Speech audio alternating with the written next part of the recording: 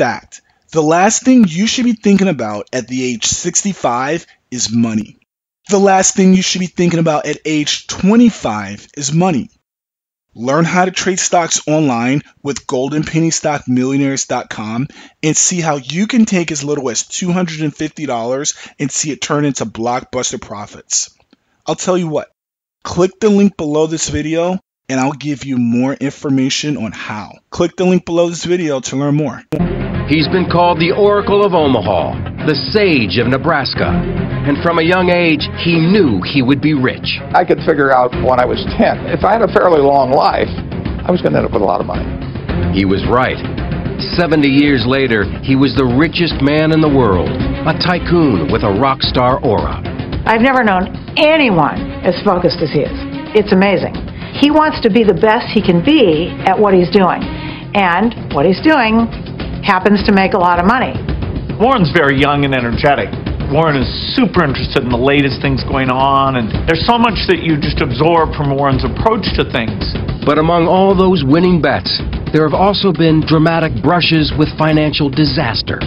Both the company and I personally promised Treasury that we would aggressively help them in finding out anything we've done wrong in the past and to make very sure that it doesn't happen in the future. And I was scared. I was scared stiff. There were a lot of people that wanted us to go out of business over that weekend, and I didn't know what was going to happen. And behind his folksy demeanor, there's one of America's shrewdest and toughest businessmen. You don't make $40 billion by being Mr. Rogers or by being one of the Muppets. Warren takes no prisoners when it comes to a negotiation. He uses every bit of leverage that he can.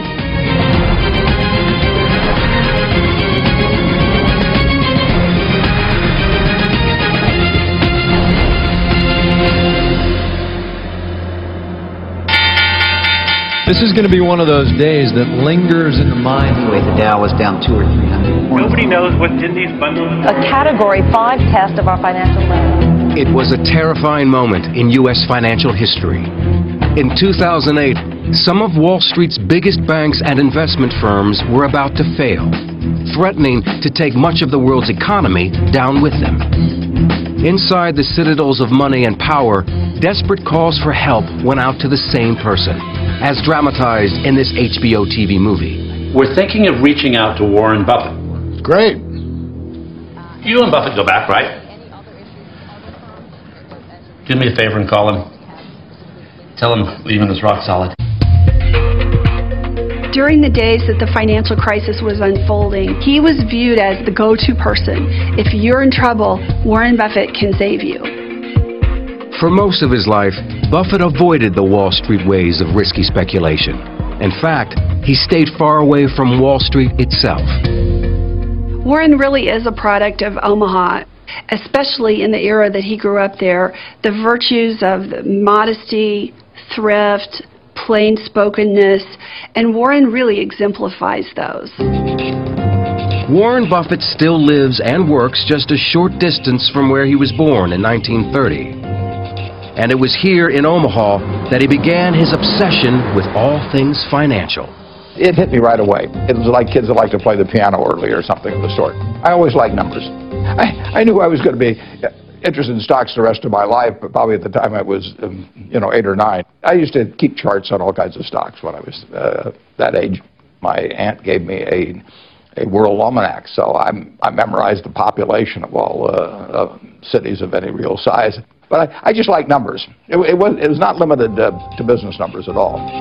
Buffett also had the uncanny ability to remember all those numbers and how they fit into the big picture, a skill that would be the bedrock of his later success. Former Wall Street analyst Alice Schroeder is the author of The Snowball, Buffett's authorized life story. Warren grew up in the Great Depression. The family did not have money at all because his father had lost his job as a stockbroker. And so around the dinner table, money was what they talked about. But Buffett wanted to do more than talk. My grandfather had a grocery store, and I used to buy Coca-Cola from him in 6-packs for $0.25 and sell them for $0.05 each. I sold the Saturday Evening Post door to door. I sold Ladies' Home Journal. I had all kinds of little ventures, not all hugely successful, I might add. I liked doing business early on. Journalist Roger Lowenstein wrote an early biography of Warren Buffett.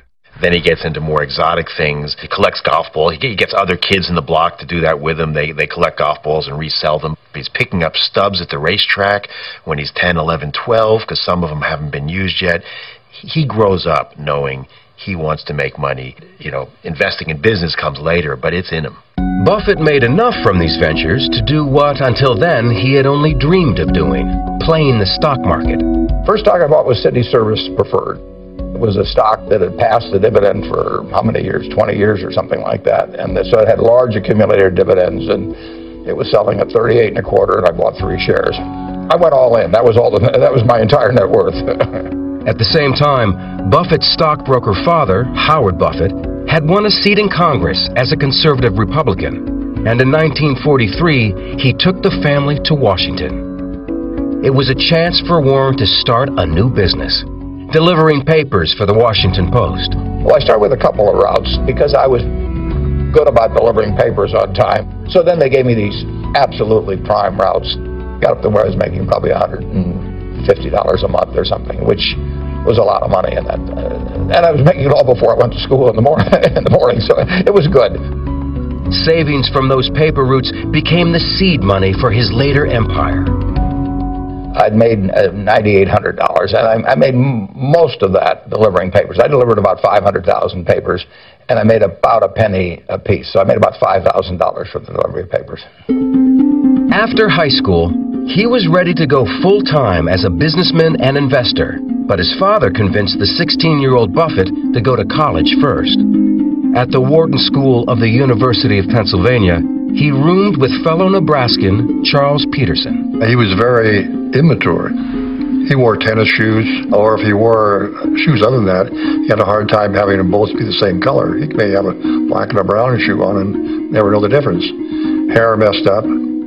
But Buffett was way ahead when it came to academics. Every day after class, I'd spend so many hours studying. Warren, on the contrary, picked up the books that were applicable to him and sat there and flipped through them page by page. And he might be through 2 or 3 courses in a couple weeks. He had a photographic mind. I did not. And Buffett had a unique way of spending all those hours he did not have to study. At that time, he was crazy about Al Jolson. And he'd play those records, Mammy, Mammy, how I love you, Mammy, and mimicking it an hour after hour. And what other songs, at that time, I was ready to go crazy. And when he wasn't singing, Buffett was getting his first taste of political activism. I was president of the Young Republicans Club at the University of Pennsylvania, and I even ran for delegate to the National Convention one time as a Republican.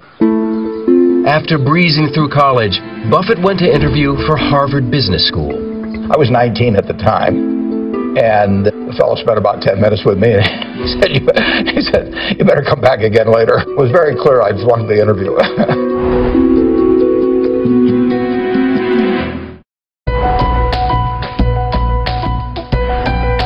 After being rejected by Harvard, Buffett set his sights on Columbia's business school, where Wall Street maverick Benjamin Graham was a professor. Graham's investment philosophy was simple, but it defied conventional Wall Street wisdom. Many people take their cues as to what to do from what the market itself is doing. But Graham would tell you that the market is there to serve you, not to inform you. And basically he was saying the market will be wrong. Now that flies in the face of what a lot of other people think. But Graham would say that sometimes the market is very, very wrong. And if you look at the prices of stocks as buying pieces of businesses, you will be able to recognize when the market is very wrong. Graham's way was to find undervalued stocks that were off the radar. And Buffett became his most devoted disciple. He taught us to find a dollar bill that was going to be, you could buy for 50 cents, but the dollar bill wouldn't necessarily increase in value very fast. And I analogize that to essentially walking down the street looking for cigar butts with one puff left in them, and they weren't very attractive, and there was maybe only one puff in them, but they didn't cost anything. Armed with the Graham philosophy, Buffett headed back to Omaha to start his own business. He said, I'm going to form a partnership. And he said, would you want in? I said, sure I do. There was only 7 or 8 people in that original partnership. convincing people beyond the first 7 investors got rockier. My sales pitch wasn't very effective. I was 20 years old. I looked like I was about 16, and I probably behaved like I was about 12. So I would go around and call on people. They were always nice to me. But I would see a Mr. Smith, and I would go through all of these facts and figures about why you should buy some stock. And when I got all through, in my head, I would count to 3. I would go 1, 2, 3. And then Mr. Smith would say, "What does your dad think?" And I would always want to hit him. But it was frustrating. Buffett knew that he had to be a better salesman. So he turned to popular self-help guru Dale Carnegie. Well, I had to be able to communicate with people better, and I mean in groups particularly. I just knew that I couldn't go through life terrified of public speaking, and I'd heard about the Dale Carnegie course. And he applied those lessons when he began dating hometown girl Susan Thompson. I mean, I proposed to my wife during the Dale Carnegie course, so I mean I got my money's worth right during the course. I had the intellect to succeed, but I did not have the persona. I was not put together as a person until I met her. Buffett was finally ready to put his career in gear.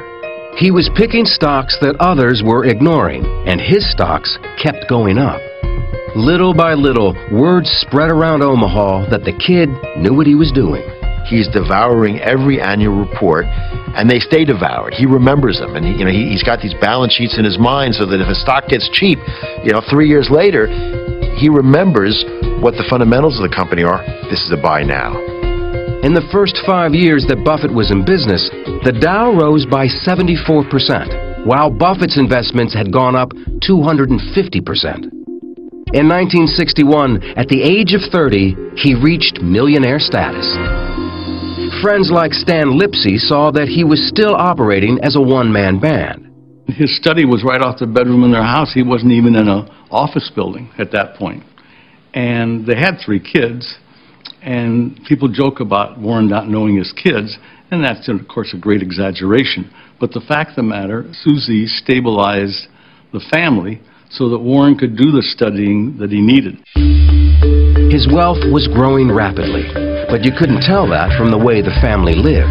Their home, which Buffett still lives in, was bought over 50 years ago for $32,000. His children all went to public schools. Susie Buffett is the eldest of 3 Buffett children. We grew up in a way that I think is probably different than most kids if you've got a dad who has what my dad has. I mean, we didn't get cars when we turned 16. We didn't live any differently, really, than most of the other kids we knew. The biggest change in the Buffett household was that Warren was moving away from the staunch republicanism of his father. Civil rights had the biggest effect on changing my views on politics. Neither party necessarily covered themselves with glory on it, but it was clear to me that a basic change, a really basic change in civil rights was called for, and the Democrats seemed to be much more attuned to that than the Republicans. And Buffett was about to make an even bigger change in his professional life.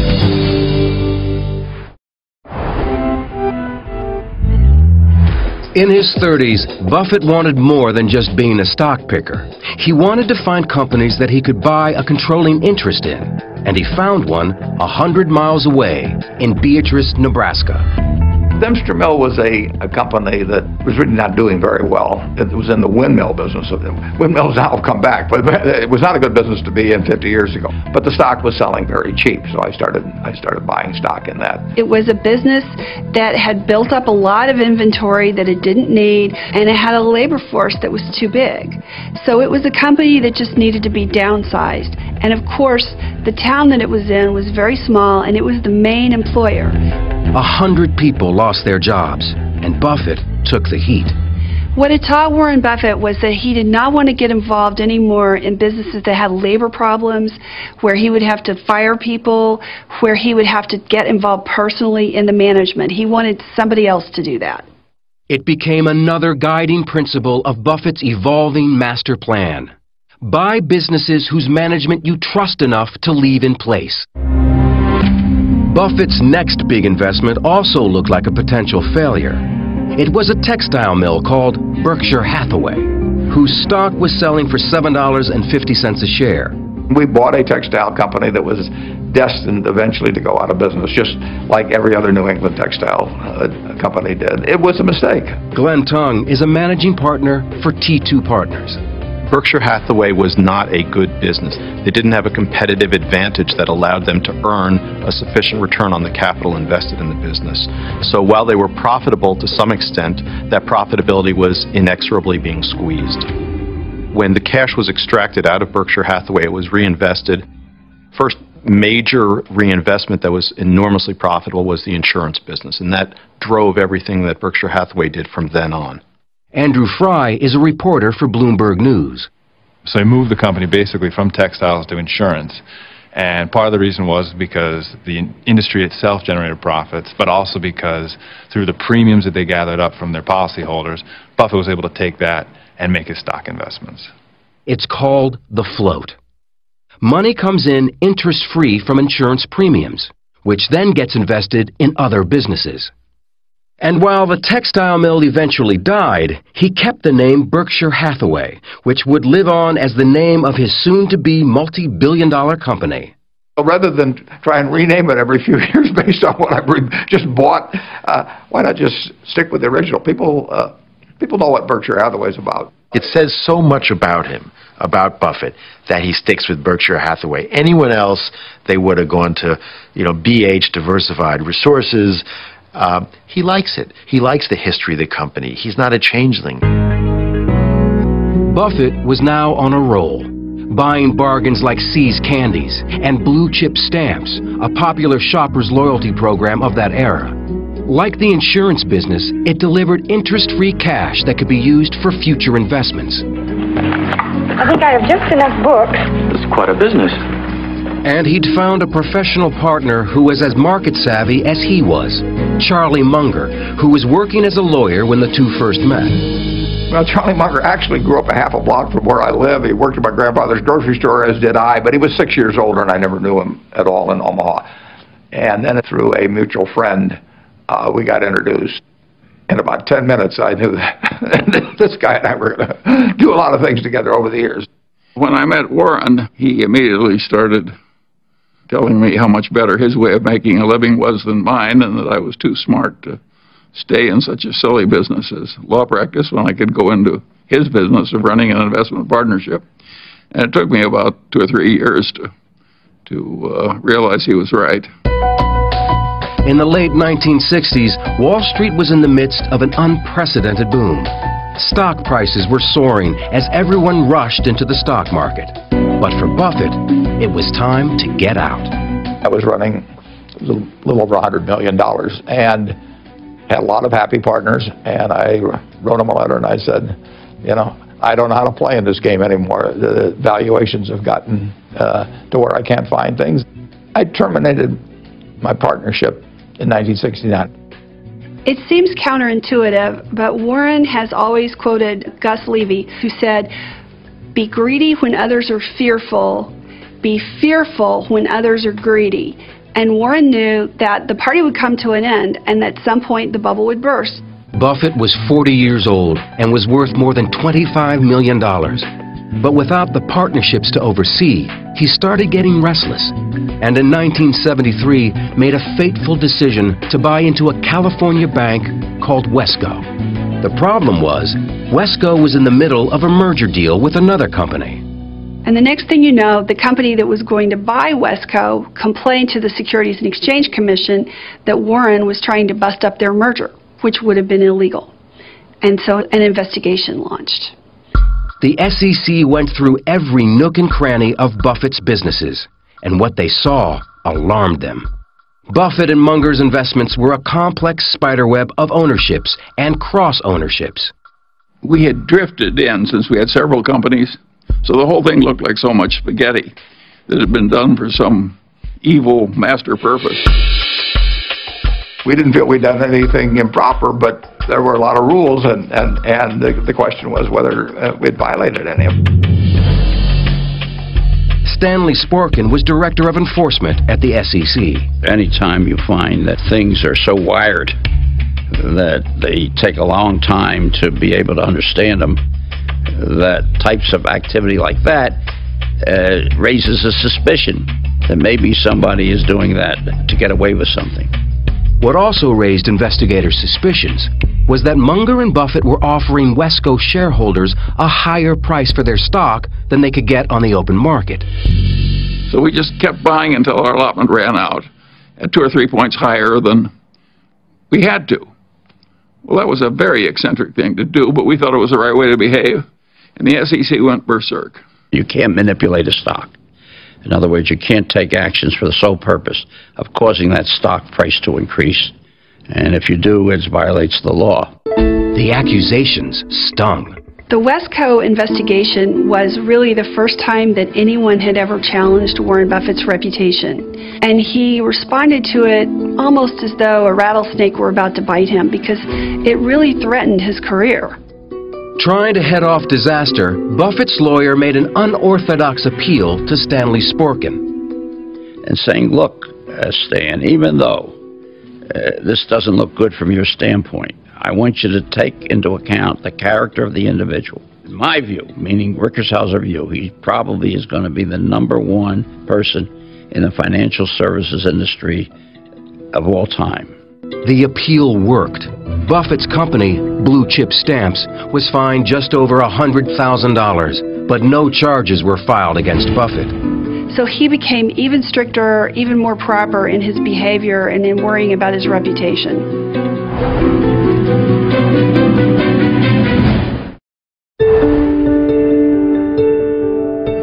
In 1973, Berkshire Hathaway's stock price hit a new high of $93. Its profits driven mostly by their insurance businesses.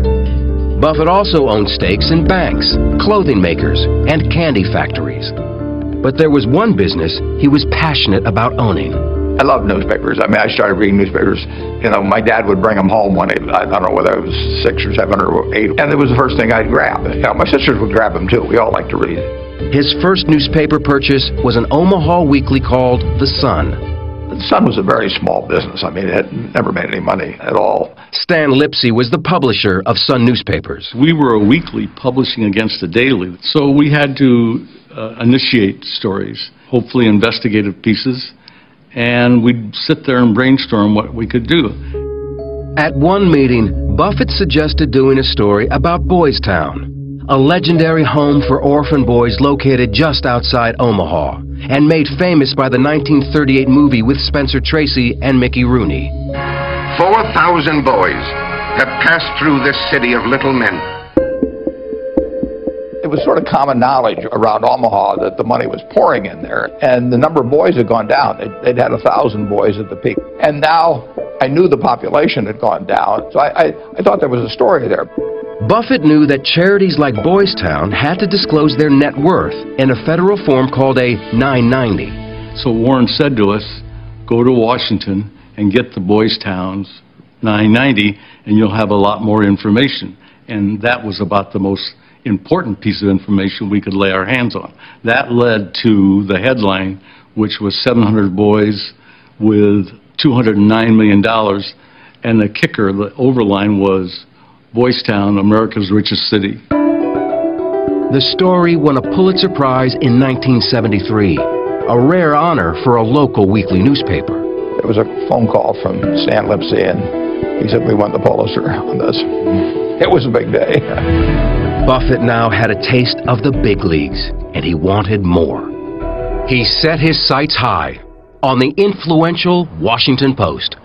They had a virtual monopoly. There was one competitor that was going to go out of business soon in Washington, D.C. It's a town hooked on news, so what more could you ask for? And in addition to that, it was the paper that he had an association with as a teenager, delivering the paper.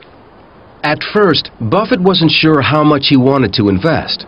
Then, the Washington Post broke the Watergate story, and President Nixon inadvertently made his decision easier. 1973, the stock had gone down a lot, partly in response to the fact that the Nixon administration had sort of declared war on the Washington Post.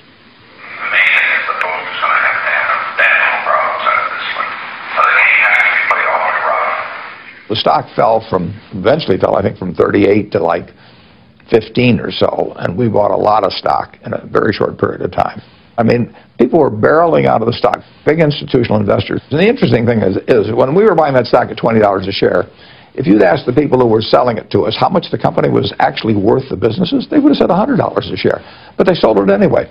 I salute the Nixon administration for stirring up the dust at that time. Buffett's rule had always been to keep his distance from his company's managers and executives. But that was not the case at the Washington Post, where publisher Katharine Graham became his social partner and confidant. What Katharine Graham offers to Warren Buffett is a seat at the larger table. Suddenly, he's at dinners with Henry Kissinger, and suddenly he's not just an investor from Omaha. He's a part of the scene in Washington. He's meeting Ben Bradley, the President of the United States. This was not his world, and Katharine Graham was really his entree into that world. She was in a business that fascinated me, so she would invite me to these various Washington parties, which were interesting. I saw parts of the world that I wouldn't have seen otherwise if we hadn't become friends. But as Buffett's social circle widened, his wife Susie was feeling increasingly isolated back home and made a bold decision, unusual for a Midwestern housewife of that era. She was not divorcing Warren, but she left Omaha for San Francisco to pursue a new life and a new career as a singer. I get why she moved. My dad was getting more famous, and my mother was so not the Mrs. Warren Buffett type at all. You are in a fishbowl, and everybody wants stuff from you, and it's not so much fun, really. Their relationship never changed at all. They were completely in love with each other. They talked 5, 6, 7, 8 times a day. They traveled together. She just couldn't live here. To make sure that Warren was taken care of in her absence, Susie turned to her friend, Astrid Menks. Susie knew what a solid, warm person Astrid was, and she sort of asked Astrid to look out for Warren, and that's how they got to know each other. Within a few months, Astrid moved in. It's very unorthodox. A lot of people, I'm sure, talked about it and had all kinds of lovely things to say about how weird it was. But I also think, you know what? It's nobody's business what goes on in somebody else's relationship. It worked for the three of them. It worked. Buffett was adjusting to his new domestic arrangements, and his success as an investor in the Post sparked a desire for full ownership of a daily metropolitan paper. He looked at a number of them. The Buffalo Evening News, that was called then, became available. At $33 million, it was Buffett's largest investment yet. The Evening News was one of 2 Buffalo dailies. Unlike the competition, it didn't have a Sunday edition. The competition, Courier Express, had a morning paper that was sort of flimsy, but they had Sunday, which was a hell of a paper, and Warren and I both knew that Sunday was only going to get stronger, and that you had to have a Sunday paper. I knew that we faced extinction unless we got into the Sunday newspaper business, and so I did that within, 6 or 8 months after we bought the paper, and at that point all hell broke loose. All hell broke loose when Buffett's competition, the Courier Express, took him to court on an antitrust charge. Daniel Mason was a lawyer representing that paper. It was very hard, we said, to justify a $33 million purchase price based upon the revenues that the News had, unless the News wound up being a monopoly newspaper. A federal judge put a halt to Buffett's Sunday strategy, and advertisers began deserting his paper. He's losing money hand over fist. It almost becomes, just a huge sinkhole. But Buffett didn't back down. We knew that it was not going to be a long-term position to expect 2 papers to survive in Buffalo. Eventually, one of those papers was going to lose out, and the other paper was going to be a hell of a success because their financials would change. The fight went on for months until the judge's order was overturned. Buffett's competition soon went out of business, and Buffett's paper went on to become hugely profitable. You don't make $40 billion by being Mr. Rogers or by being one of the Muppets. Warren takes no prisoners. He uses every bit of leverage that he can.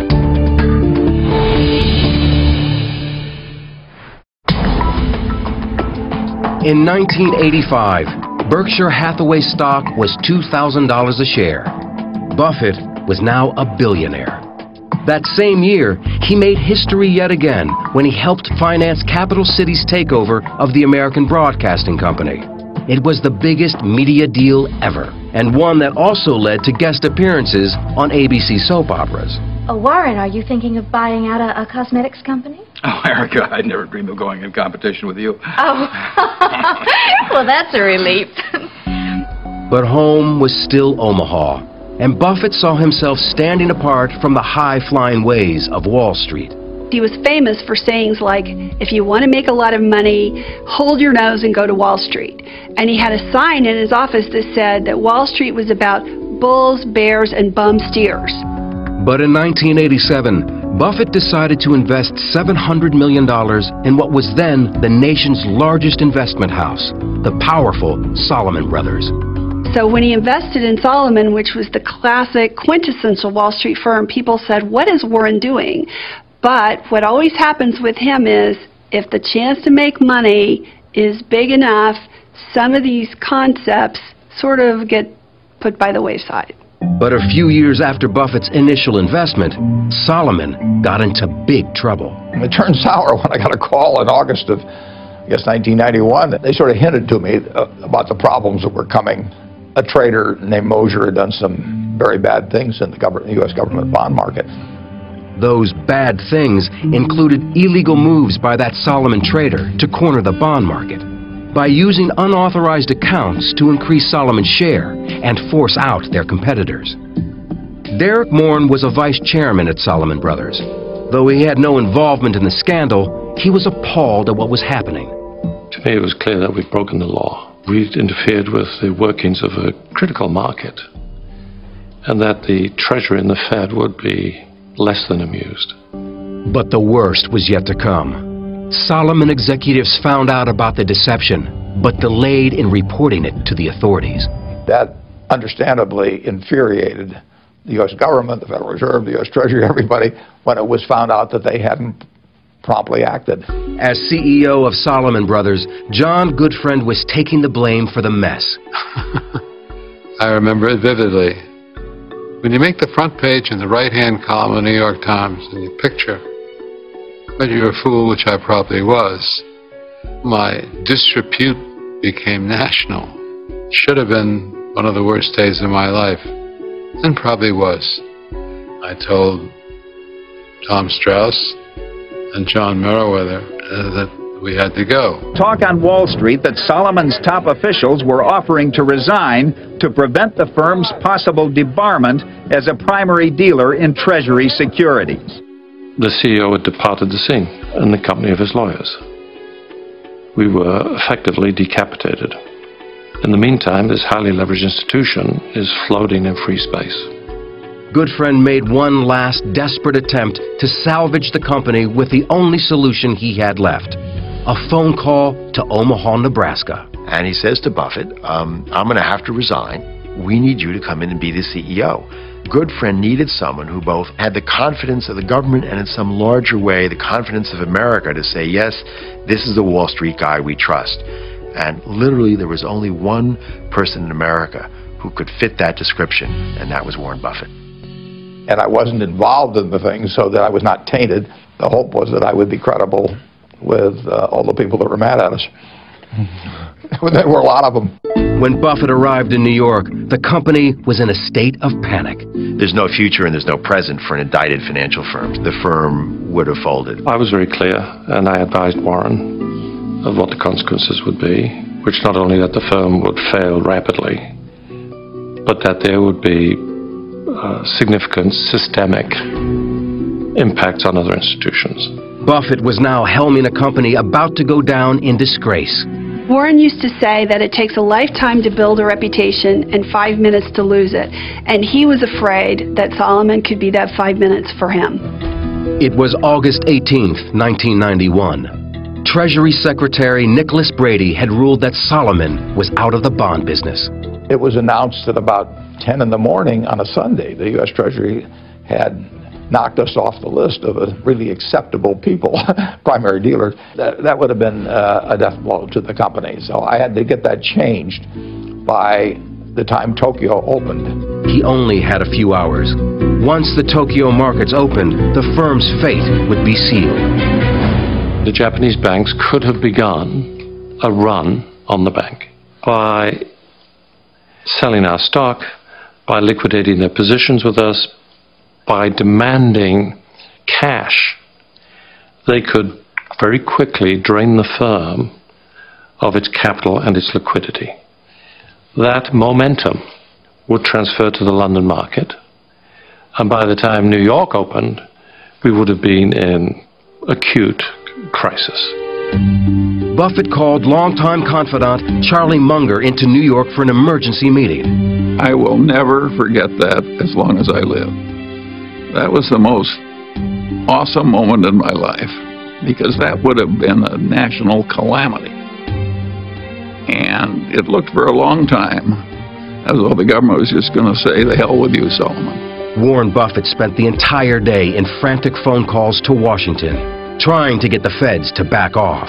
I was scared stiff, and it probably came through in my voice when I was talking. I was talking to Nick Brady, who was the Secretary of the Treasury, and Jerry Corrigan, who was the head of the Federal Reserve of New York. And these people were undeservedly, understandably, furious with what Solomon had done, and there were a lot of people that wanted us to go out of business over that weekend, and I didn't know what was going to happen. At the 11th hour, there was one final call with Nicholas Brady.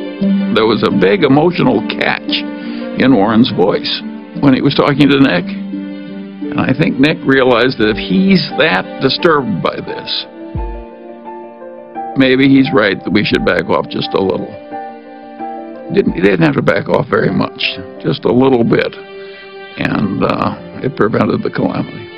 A visibly shaken Buffett faced dozens of reporters waiting in the Solomon Auditorium.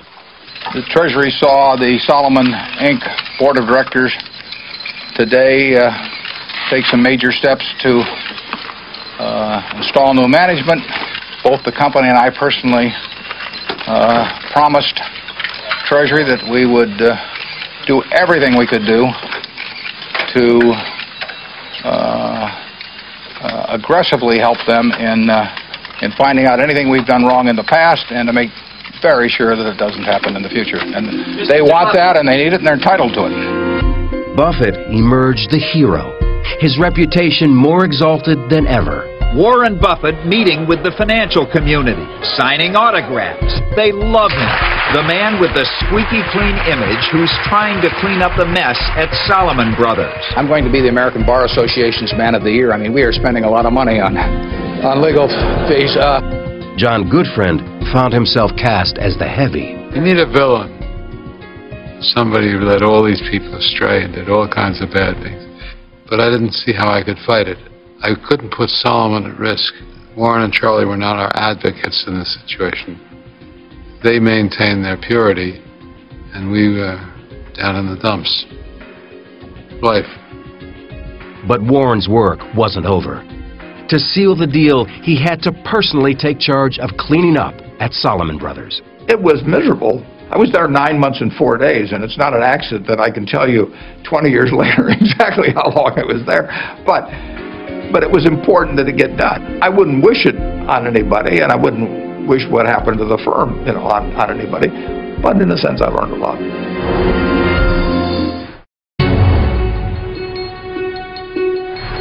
In 1993, Berkshire Hathaway stock hit $17,000 a share, and Buffett was world famous. But no amount of global traveling could change some of Buffett's ingrained habits. Let's talk about Warren's diet. Here are the vegetables he'll eat. Corn on the cob, French fries, hash browns, and the fruit would be banana cream pie, strawberry shortcake. I think that's the end of the fruit. He also drinks, several cherry Cokes a day. I've never in my life, and I'm not kidding, seen the man drink a sip of water. Ever. When he went to China, he took a pile of coupons from McDonald's with him, and that he's in China for however long it was, and he ate McDonald's hamburgers. The 1990s and 2000s would be the era of Berkshire Hathaway's greatest expansion. Brought into the corporate fold was the nation's biggest furniture store, a leading mobile home manufacturer, Fruit of the Loom underwear, Benjamin Moore paints, Dairy Queen, Geico Insurance. Over 70 companies in all, with a combined 250,000 employees. If you look at the assembly of businesses that Berkshire represents, it's businesses that have been handpicked by Warren Buffett into his holding company that's reaching a level of recognition that many people in America never get to. He loves to use the expression that it's his canvas, and he, like Picasso, he wants to paint, to work on that canvas as long as he is able. That's what it's all about for him. Two of Buffett's new investments made headlines by flying in the face of conventional market wisdom.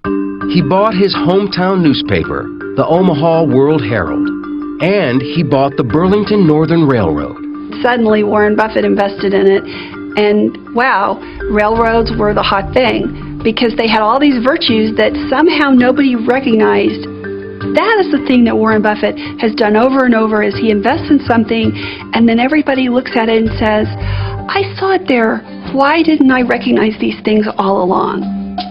In Omaha, Berkshire Hathaway's annual meeting has become a place of pilgrimage for tens of thousands of shareholders. It's really an amazing thing. The stadium is filled, and the spotlights are on a small folding table with two 80-year-olds at that table, and those two 80-year-olds have more stamina than anyone else in the room. Hi. They're dying to see Warren Buffett and hear what he has to say. His favorite thing, I think, that happens every year is the shareholders meeting, and he gets energized from it. He goes nonstop from Friday to Sunday night, and as the weekend goes on, he gets more energy. Can't explain it. It's got to be those burgers. In the 2000s, Buffett was worth tens of billions of dollars. Money he planned on giving away to a foundation to be run by his wife, Susie. But in 2004, Susie died of a stroke following cancer surgery. It was a huge shock for all of us. My dad, I can't explain how much he loved her and how much he relied on her. I am going to start crying talking about this. He'll never totally get over it. None of us probably will, but she was really something very special. We had always sort of talked about things and planned things assuming he would die first. So when she died, it really was big. 2 years after his wife Susie's death, Buffett married Astrid Menks in a private ceremony. And he announced that he was pledging the bulk of his fortune not to his children, but to the foundation run by Bill and Melinda Gates. Bill Gates has been one of Buffett's closest friends since the early 1990s. So it was, kind of phenomenal. It made us step up our ambition level, add a lot of things we wouldn't have been able to do. And so now every year, it's a gigantic gift that allows us to be double what we would have been without it. They're young, they're energetic, they work much harder at it than I would. I get to keep doing what I love doing. And they're going to achieve the same things much better than I would. It's a perfect solution for me to get somebody else to do the work. I've always been good at that. But as his 80th birthday approached, an international crisis would open yet another new chapter in Buffett's life. Absolutely stunning morning on Wall Street. Lehman Brothers filing for bankruptcy. In 2007, a single share of Berkshire Hathaway stock hit an all-time high of $150,000. And people call this work! But the next year, the entire U.S. economy was in crisis mode. The Dow closed Monday's session down more than 500 points. With many of its financial institutions collapsing under mountains of debt. The dominoes started falling, and they were huge dominoes. They started falling at a pace that was breathtaking. The terrified bankers in New York needed emergency help from anyone that was still solvent. And it wasn't just money they needed. Warren Buffett is one enormous good housekeeping seal of approval. And if he's putting money into a situation, they're going to assume that he's intelligent enough to be making that investment because he thinks he's going to generate a satisfactory return off of it. And that will calm people's fears when fear is at its highest. Among the businesses that received lifelines from Warren Buffett were Goldman Sachs, GE, and later, Bank of America. If you have, Warren Buffett giving you that imprimatur saying, I have faith in the company, the market will recover, and eventually it did. In 2011, Warren Buffett was awarded the Presidential Medal of Freedom. He's demonstrated that integrity isn't just a good trait, it is good for business. But who will succeed this financial icon at the head of Berkshire Hathaway? In 2011, the man seen as Buffett's heir apparent was caught in a scandal. High-level executive David Sokol was buying stock for himself in a company called Lubrizol, while pitching Lubrizol as a Berkshire acquisition. He should have disclosed it to me initially, and then I would have had him sell it or do something of the sort, or we wouldn't have bought the company. I mean, it just was not something that should have been held back. David Sokol left the company, and that crisis ended. In 2012, Buffett announced that he was being treated for prostate cancer, and that he's identified his successor at Berkshire. But that name has not yet been made public. What he has made public are the political and economic causes that he feels passionate about. I think in the last couple years, he has seen some places where he thinks if I open my mouth, it might make a difference. What he's most vocal about is what he sees as the inequities of the tax system, something that's come to be known as the Buffett rule. There's all kinds of ultra-rich who pay normal taxes, but there's a small segment, but you can find them very easily, who pay very low taxes, including me. He considers himself, lucky to have been born in America at this time in history.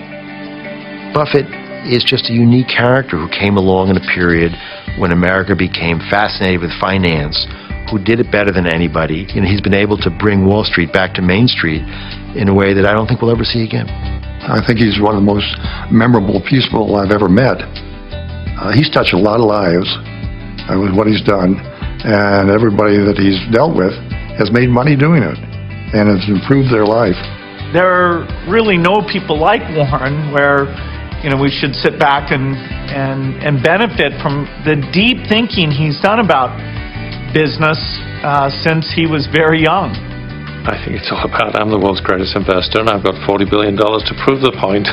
I just have a great time every day. I mean, I am getting to do exactly what I want to do in life. It doesn't get any better than that. Hey, are you ready to make some serious cash by taking advantage of a little-known secret that Wall Street players do not want you to know about? Click the link directly below this video and head over to the Golden Penny Stock Millionaire site today. Find out how it's possible for you to become a stock trader right from the comfort of your home by simply having a computer and an internet connection. Click the link directly below this video and let's get started.